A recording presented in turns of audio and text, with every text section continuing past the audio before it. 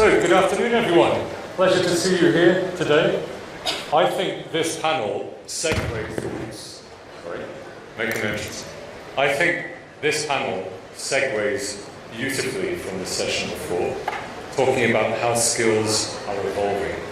And just a demonstration of how important it is for us at Cognizant, that was a note from our newly installed CEO, Ravi Kumar, who absolutely sees the future of Cognizant here in India. And I believe the future of India is about its tech services and how it evolves its skills amongst its workforce. So by quick word of introduction, my name is Euan Davis. I run thought leadership for Cognizant. And one of the areas really close to my heart is the future of work. One of those big shifts that Ravi alluded to in his video note there for you. The future of work really is changing, and it's the reason why we wanted to bring our story to you here today, fresh off the press, and I really mean that, fresh off the press. It literally was printed last night, but we do have a new report to unveil and some research to unveil today that talks about some of the skills and some of the capabilities that the talent model here in India needs to do. So, we've put together a panel for you, which I'll invite to the stage now. We have Shubheksha Agarwal. Please take your seat. We have Saurabh Gupta. So Shubheksha is one of our rising stars from consulting. She very kindly agreed to give you her experiences of Cognizant. We also have Saurabh Gupta, Principal President of HFS, who actually did the research that you can grab later from our booth. And I have, no less, in his own introduction, Rajesh Nambiar, who's our Chairman and MD of India. Please take your seats and we'll get going.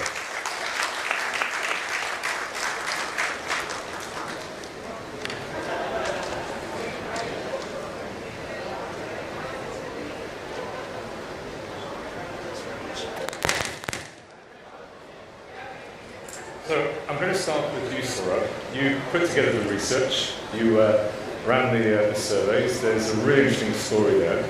Perhaps you can give us a story in your own words of what you're seeing in the research and what it means for our industry.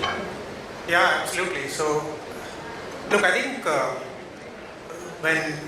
when we first met and started talking about this, right, we were talking about what is India's superpower, right, and it's talent. You know, you ask any of the enterprise clients, and the quality of the talent, the availability of the talent, the cost of talent, it's all centered around talent. And we've seen a huge upheaval, since the pandemic of, talent having more options, enterprises looking at alternative talent pools.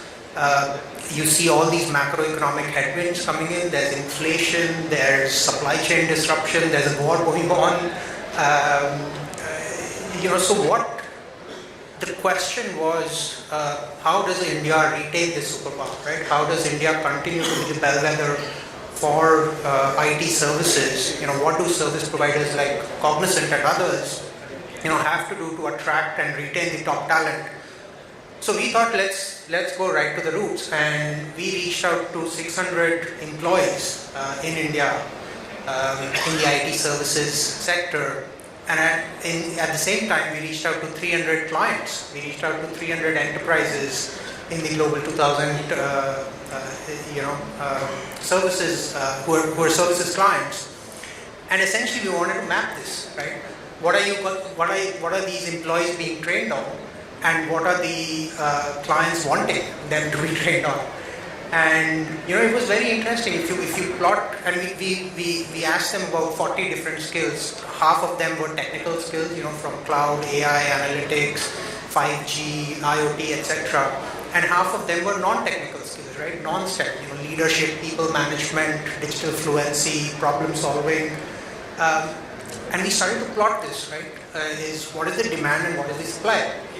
And it was very interesting because we found that there's a Goldilocks zone. There's almost like a just right zone of, and we're getting quite a few things right, especially around technical talent, right? We're getting the analytics skills right, we're getting the AI skills right.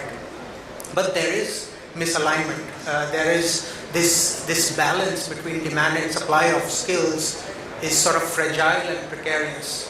And there are two big things that came out of it, right? One is non-technical skills. I think Ravi set it up beautifully when he said, the non-STEM skills. I think even though we are the IT services industry, only IT skills are not what clients are demanding. Clients want problem-solving skills, clients want people management skills, clients want digital fluency, clients want lateral thinking, and those are in the hot zone, but we're not training enough on those skills. And then there are other technical skills, right? Look at 5G, look at IoT, look at metaverse, look at some of these hot skills. We are continuing to focus on coding, we are continuing to focus on testing services. And while I'm not saying you should leave those behind, how do we move that? And these technical skills cycle is now 6 months, not 6 years. How do we move at that pace? And then the last is, the employee experience. Employees, as again Ravi mentioned, employees are not going to where the work is. The work needs to go to where the employees are. And unless we find a hidden continent somewhere under the ocean, this talent crunch isn't going to go anywhere, right? So how do you solve for that? What do service providers need to do? And I think there needs to be a partnership between the tertiary education sector and the service providers to move this needle forward. So I think those are really the key findings. Is we need to bring the technical and the non-technical together to continue to have India be the superpower that is in this industry. Okay, thank you. Like I say, the story's all in the report, and it's a great read actually, because it lays out some of the success stories. I mean, India's been dominating the world of technology services for over 25 years, 20 to 25 years, and to really, thrive the next decade, which is going to be more and more technology-centric. I think these skills that the community here needs to develop are absolutely key. I'll come to you in a moment, Rajesh, I'll come to you now and ask you, how do you see client demand for skills beginning to change, if at all, at Cognizant? Thank you. So I think I was just listening to what Saurabh was saying in terms of how India has always enjoyed this position of the technology capital of the world. I think the depth and breadth of technology talent in India is just unparalleled. The question is, how do you sustain this over a period of time? Right? So, the ability or the way we want to nurture the future of this talent will determine whether we will sustain that momentum for several years to come, and I have no doubt that we will. But when you look at it from a customer's lens, when you look at all of us, there's service providers and there are people who are analysts, and I see Phil sitting in the front row, so thank you, Phil, for showing up here. Right? I'm sure you show up for Saurabh, not for me, but anyway. But, it is important for us to see that our customers' expectation from a service provider like, us or anybody else, from the industry or from India in general, that's changing over a period of time. And that's what I thought, HFS has kind of called out, saying that that's something which they are seeing as well in the marketplace. And that's been changing over a period of time. It's not new that it was. The customers woke up one fine day and said, we're going to change our expectation of the Indian providers. I think it's about saying, or from any provider for that matter. So I think the change has been gradual. And it's horses for the courses in some sense. Every time there are different type of requirements which are, the customer want, and then if you're not able to serve that particular need, and then they're going to look elsewhere in some sense. But I think when you look at the capability, what is in some cases, which has been called out by the study they've been able to do, is to say that, is there a way to nicely combine the core technology skills with the right level of, say for example, softer skills, as we know. And companies like us, we tried by doing that in some sense. And so if you look at all our, I can go on and on about how we've structured our education program, we've structured our training and skilling programs over the years into exactly to get to that point of saying that you really have the technical capability beautifully veneered with the soft skills that you can truly get to what the customer is looking for. So that's going to be very, very key in doing that. Now, if you ask me, what would be the skill set of the future, and then the previous panel discussed exactly that, saying that you got to have learnability as a skill is probably what we should look for. Because otherwise, you can always pick a talent. Today I can sit here and say, AI is going to be the next thing of the future. Of course, is it? Of course it is, right? But you can say 15 things like that. I can say cloud, I can say 5G, I can say all kinds of stuff. ChatGPT is something which is done. By the way, today a couple of days ago, somebody was mentioning to me there are going to be prompt engineers. Do you know what this is going to be a new capability called prompt engineer, who's actually the ability for you to even interact with ChatGPT is going to be a skill in the future, if you really look at it. So instead of sort of picking on what the technologies that you want to capitalize on or build your skill set of the future, you got to have learnability as a capability, which is what I think you will see as in the future. Thank you for that. Saurabh, do you have any reactions to that? To some of these new skills which sort of blend, human to machine, people to machine skills, new workflows which are emerging. Do you have any comments on the sort of skills which we need to think about developing as an industry? Yeah, I think Rajesh summed it up very nicely that we can keep talking about the buzzwords. Today the buzzword is metaverse or ChatGPT. We have to throw it in, right, in any panel, so I read that. But it will be different in 6 months. And it will be different in the next 6 months, and nobody knows what that is. And if anybody says they're fooling you, nobody knows that.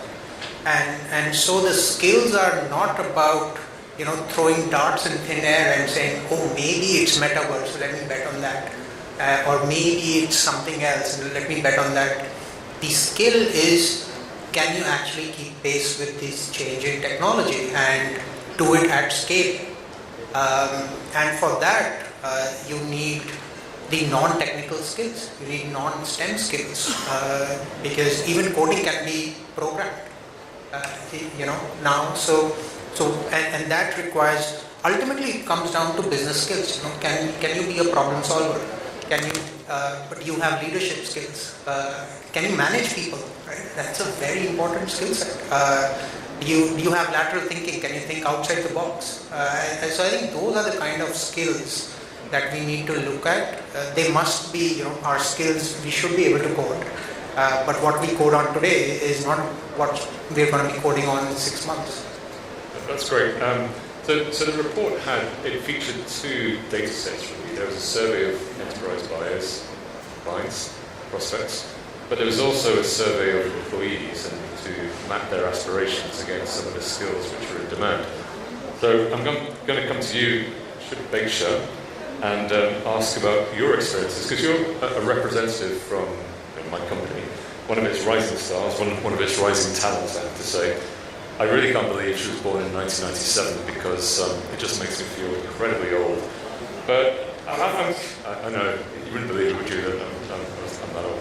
But however, Shubheksha, I'm very curious to understand from you, what sort of skills do you think are now important in your career? And not just for you, but for your cohort, for the people you work with, who are basically leaving, studies and taking their first or second jobs and looking around and saying, okay, well, what does this organisation do for me? Can you provide just some insights on what sort of skills you think are important? Sure, Euan. So, to start up with, I would just like to say that we understand the pace of change that's happening around the world in India, and especially in this technological environment, okay? When I say we, I mean me and my cohort, okay? So we understand the change, and for that change to come in pace with that change, we are ready to get trained, we are ready to get up-trained, even skilled and de-skilled, right? For us, the university degree is just a starting point of our career. That's not where that's just a way where the first stone we throw in the water. We see that's a very big area to get into. So yes, continuous training and continuous learning is something that even we aim to do. And again, on the lines of what Saurabh and Rajesh was speaking on soft skills, we definitely see that soft skills like creativity, problem solving, communication, lateral leaderships, these are something that are very essential these days and has become very important to, forging a relationship in such an environment where it is very competitive, right?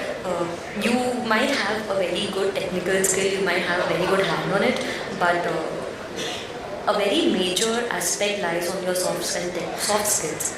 So yes, we are absolutely ready to adopt to them and encourage and learn them. So we are ready for that. Just curious, so in your education, did you feel you got enough direction on what those sort of skills look like and what you should try and develop in your career at all? Definitely, I did get some idea of what soft skills are needed in my corporate life. Even till date, I'm trying to develop them. Of course, I've come a long way, but it's a never-ending learning.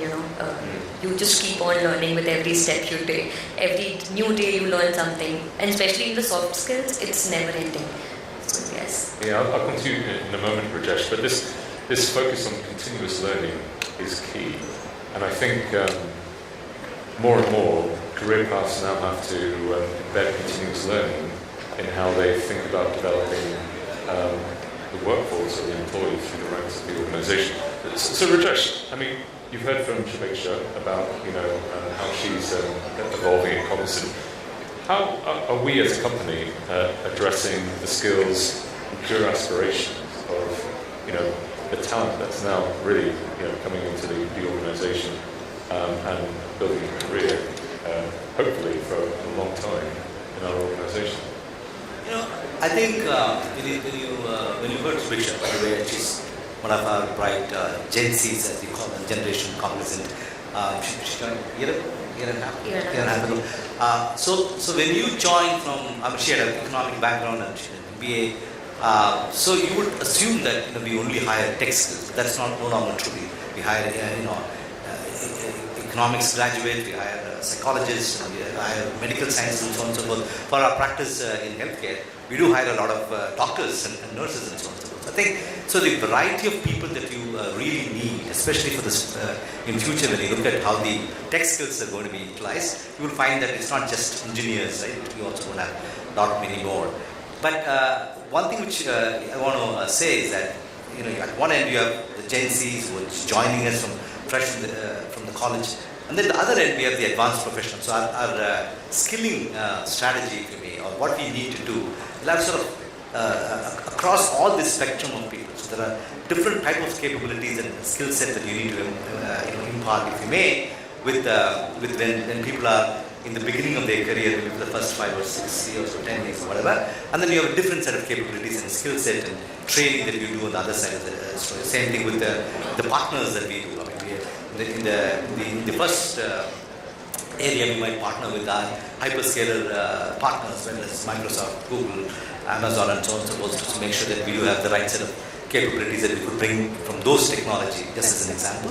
Whereas on the other end, we might want leadership capabilities that we do a lot of work with, for example, Harvard Business School and so on and so forth. I think there's a wide variety of it. So when we look at our skilling broadly, I want to leave you with this thought. So this industry is very, though most of you are from this industry, so I don't have to, feel bad about saying this. We have our demand and supply never gets, matched. At one end, there's too much demand for one type of skills and capability. The other end, you have the bench and shortage at the same time. So you have so many people sitting on the bench, but you can't deploy, enough people on the right jobs and so on. So that's because of the fact that our industry is like that, and some of it is, of course, nature of the beast, as they say.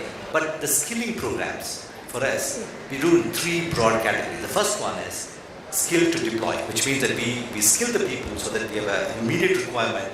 We got to go and deploy them so that they're getting into a project and they're really being productive from pretty much maybe 1 week down the line, 2 weeks down the line. Very short term, you're really skilling for deployment. The second category is the skilling for readiness, which means that we do know that when we look at our pipeline, when we look at the future, by the way, we're going to be short of X amount of specific platform within cloud or AI, whatever it is. So then you've got to be ready for it. So you're taking people who are available broadly and then trying to skill them in a way that they will be ready maybe 2 months down the line or 3 months down the line. So it's the first was skill to deploy, second was skill to sort of readiness. The third category is very interesting. We say skill to choice, which means that if you as an individual want to let's say explore AI, for instance. So we say that, oh, you know what, you can do that, but you go and do this in your own time, and if you're able to do this the right way, and then if you find that you're ready to take on a different job or at different levels and so on and so forth, we do have lots of programs within the companies like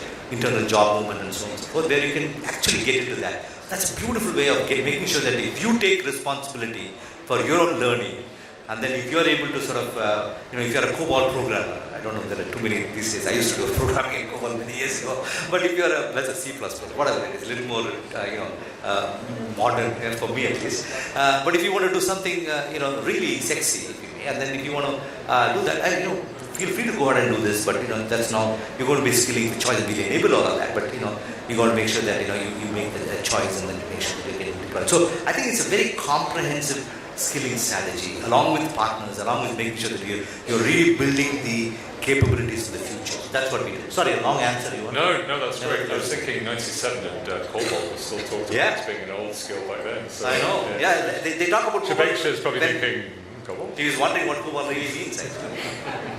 No, that's great. I mean, skills to deployment, skills to readiness, skills to choice. That's a really nice way of looking at how we think about the skills within Cognizant, but also how the industry is now beginning to look at some of these questions as well. Shubheksha, you are part of GenC, which is a rather clever take on GenC, and you've heard what Rajesh has said about the 3 ways of looking at skills. What's your experience as really one of the members of what is a relatively new phenomenon or community that we're building at Cognizant GenC? Could you provide a few highlights and thoughts? So with GenC, we mean a generation Cognizant, right? So with generation Cognizant, we see a clear pathway from the university into our corporate world, with a mission and ambition to grow and build a career in technology, right? So that's why GenC is becoming the buzzword, right? So it's very exciting when you join Cognizant with this platform.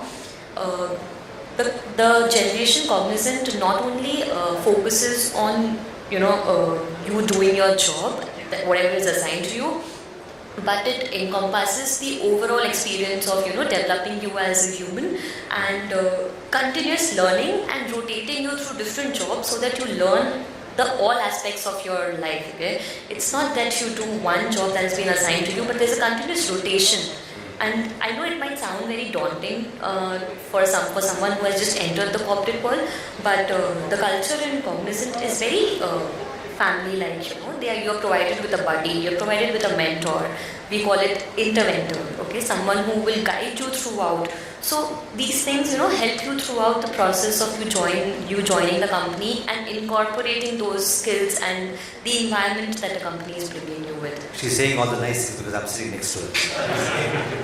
Thank you. But thank you anyway.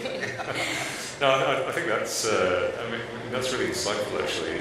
I think not to talk about Cognizant, but it is a very familiar organisation, I think, and that buddy system is something that happened to me when I joined, which was very useful to sort of navigate, where things were happening and how to find out about. So in the same line, also, it's a very famous saying, right, that you see what you learn, or you learn what you see, right? So in Cognizant, it's one of the core values says that everyone needs to thrive together. So you see your manager also doing, you see your manager also thriving, and that motivates you to, uplift yourself as well. Yeah. So that is something very motivating as well in the company. Oh, that's great. I mean, I'll come to you, Saurabh, to give us an industry's perspective. So you've done the research, but I'd just like some context as a company that really understands this industry. Why is this so key for this industry to nail down future skills? In your opinion, why do you think it really matters for India? It's as simple as if you don't solve for this, the business is going to go away. Why do clients come to India as a delivery location? It's because of talent. It's as simple as that. And if you don't offer them the talent that they need or the kind of skills that they need, they're going to go away.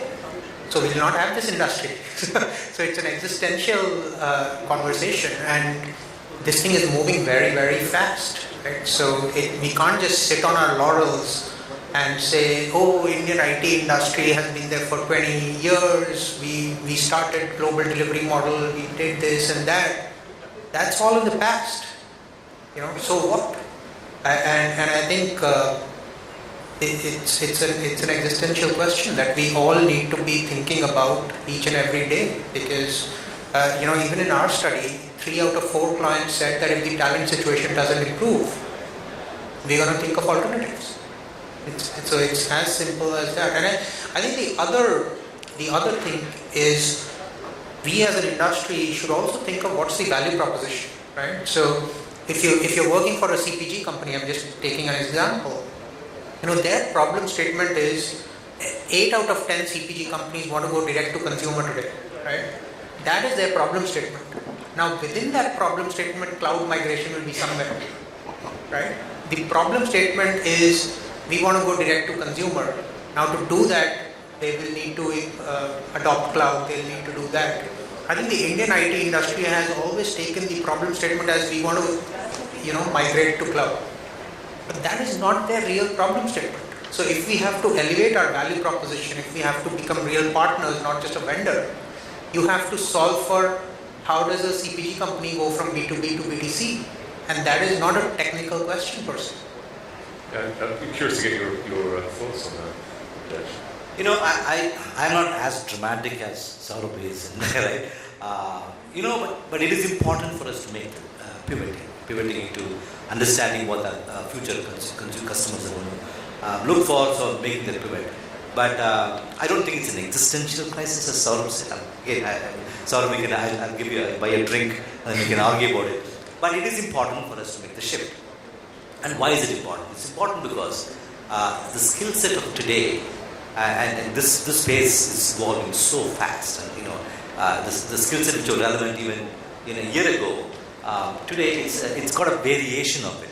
So it's not that it has changed completely, and we talked about COBOL being relevant in some sense even in the fringes of our IT systems even today, but it is important for us to make sure that you're adding in those extra veneer which comes along, and then keep adding this and making sure that you're actually staying relevant. So that is the reason of the whole notion of continuous learning, which I think Shubheksha, you talked about it, and the previous panel dealt with a little bit what does continuous learning means and what we really want to do. I think that is at the core of everything that we're talking about today. Right? It's not necessarily that you've got to stop doing everything. Okay, so the technology is no longer relevant. You've got to be completely erasing everything you did today and then start something new tomorrow. It's about this continuous learning, it's the incremental learning that you need to add to what you really do. I think it's key. The one more thing which I want to mention is that, Shubheksha, you are from the GenC, we call it GenC, Generation Cognizant, but generally when you go out and hire folks from the universities, you find that they're not, this is a common problem across every industry, pretty much every company which is in our industry would acknowledge that. But you got to, when they come into your organization, you end up training them for maybe another, depending on the program, sometimes 3 months, sometimes 6 months, and so on and so forth. Why is that? So we've always worked on this problem of saying, why can't we get them ready when they graduate out of the college? So we've been making a lot of attempts to going into the universities and picking either the 7th semester or 8th semester, and then sort of teaching some of the courses which we believe are very relevant to what they need to do when they come into the companies. Right? So till now, that was on top of everything else that they need to do in their college. So there was not too much of interest. But now the new education policy, which has come out, and then the AICT and so on and so forth, the boards which control some of these credit systems for the colleges have agreed to give credits for the industry influenced courses. We could go and teach a course, and then if they do that well and pass, they would get credits so that they don't have to do that. For that particular semester, what are the number of credits? 3 or 4. They get it so that they don't have to do another course for that. So those are the things which I believe the country is also sort of evolving in India to make sure that we are getting ready for the skills of the future. Yeah, that's great. It is a great report, and I do agree with both of you. I know that's a difficult thing to reconcile, but there are some very interesting trends which are sort of signposting, maybe not for the next decade, but kind of beyond that, where I think there are some structural issues around India's talent ecosystem that needs to be fixed. And I know nasscom is addressing those, and some of the panel discussion before just revealed the insatiable demand actually for talent from this part of the world. I think it was 6 out of the top 10 cities for software engineers are actually in India. I think the rest are in America, and there's not really much else. So I think there is an insatiable demand, but also this. So you're in trouble, you're in. Oh yeah, I'm going to have to move to Mumbai and enjoy your wonderful weather because it's snowing in London. But I just want to finish briefly. Really, I think we've got a few seconds left. Just very quickly, how do you see the future of talent here in India? I assume you see it as a real success that's just going to build. Without a question. I think India is already, as I mentioned, I started before, a talent capital of the world today in the tech industry for sure. I do not. Again, all what Saurabh was said in terms of saying that we got to make those shift, we got to make those incremental learnings, we got to make sure that we're bringing the software capabilities into that. All of that is 100% valid. But it is, I think it will continue to thrive. And I when you look at the future, it's so good for a country like India with our demography, with our prowess around STEM basically, and then the ability for us to sort of bring in the non-STEM capabilities around the STEM skills. I feel very, very strongly that we'll rule the world. Fantastic. I mean, Shubheksha, you're right at the start of your career. You must see a lot of opportunity in how things could evolve here in India for you. Just curious for you, very quickly, on how you see the future. So to be honest with you, it's a very exciting time to join the corporate world right now. Okay, no matter how many hiring and firing is happening, there are many new buzzwords like moonlighting and metaverse and hybrid. These things are there. So it's a very exciting time to join the companies. And for me and my cohort, and especially growing up in India, we have seen how we have pushed technology, right? We have seen the possibilities of technology around us. So with us coming into this decade that we're talking about, we aim to push it more further. We aim to shape our futures with the help of technology. So yes, that's what we see our future going ahead with. I hope you're not moonlighting though. And finally, Saurabh, final words on the future of talent. Yeah, I'll continue to be the devil's advocate, right? Why not? Look, I think the future for talent in India is very, very bright. There's no question about it. There's so many opportunities out here. I think the question that I have is we need to make our industry, the IT services industry, sexy again. When I'll tell you my own story. When I graduated out of engineering college, I joined one of the IT service providers and I was very happy. My parents were proud of me. Maybe they had low expectations of me, but whatever. They were quite happy. And today I look at the top talent in India. The IT services industry is not their number one choice. It is number 4 or 5, or they're not unhappy by joining the IT services industry, but they want to join a startup, or they want to start up, or they want to join a technology provider or a Google, and I think that's the question that I leave behind is how do you make this industry sexy again for the top talent? I don't have questions for the talent. The talent is brilliant and the future for the talent is awesome in India. The question is for our industry, this IT services industry, how do you rise to be the number one employer of choice? How do we become a talent magnet for how do you become a talent magnet for the top talent to attract and retain top talent? Perfect. I don't think I have time for questions, do I, from the audience? I'll go to you, sir.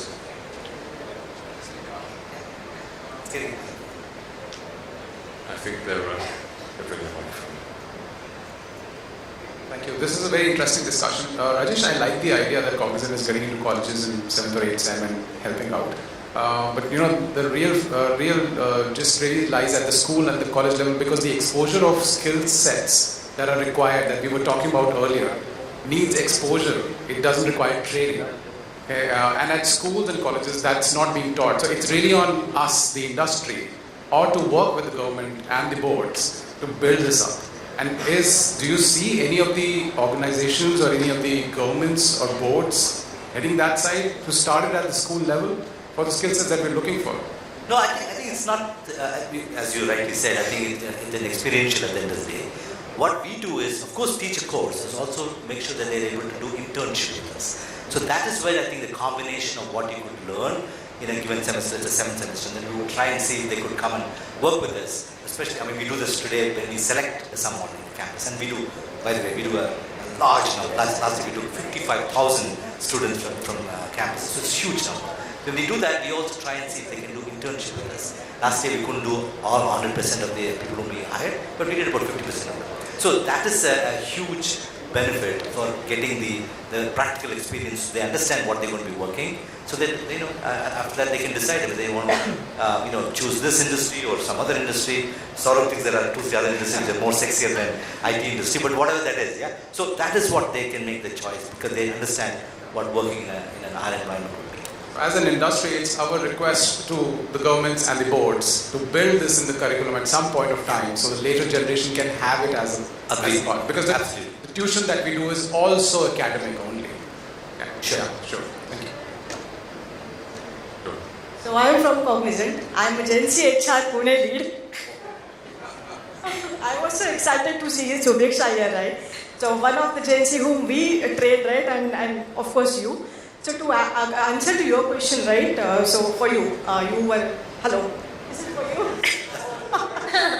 Okay, so as Rajesh rightly said that internship is one thing which we provide, but we also have one program which is called as digital nurture, wherein we go to colleges and we hire, right, not hire, but we engage them from the 5th semester.